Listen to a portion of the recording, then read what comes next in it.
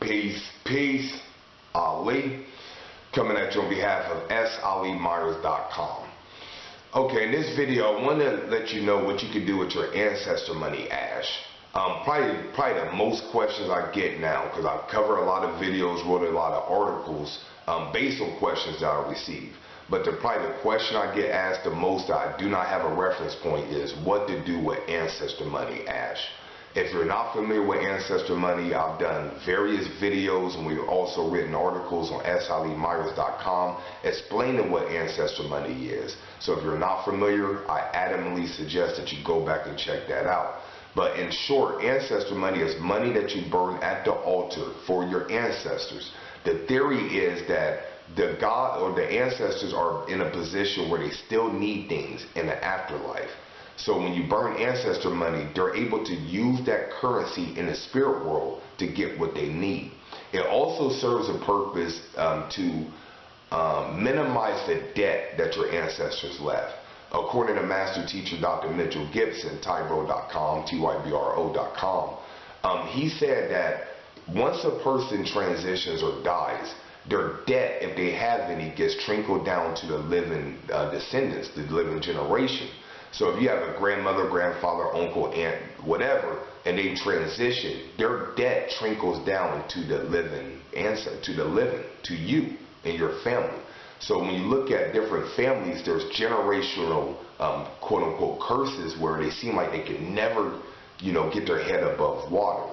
That's usually because there's energy that's preventing people from coming up economically because the ancestor debt has not been taken care of. So when you burn the ancestor money, it helps with all of that.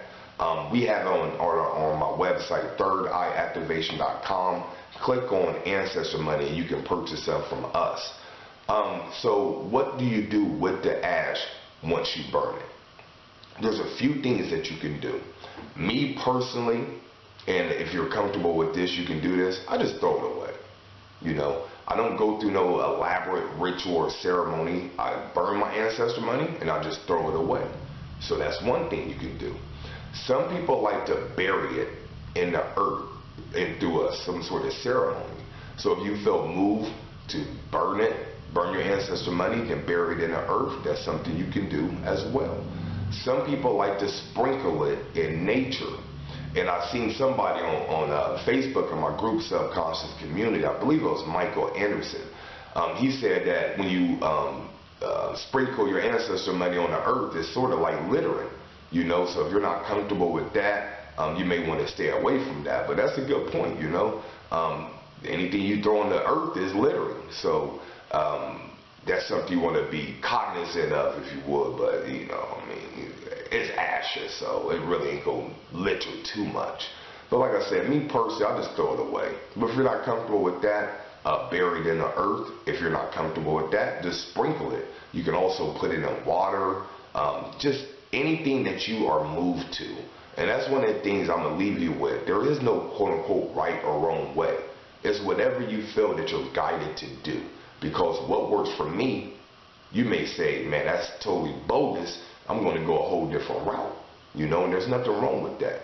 So do something, evaluate how you feel afterwards, and if it feels right to you, then continue to do that. So this has been Ali. Wanted to make this real quick video to let you know what you can do with your ancestor money. If you want to find out more information about myself and what we do, be sure to visit my website, SAliMyers.com. Until next time, peace.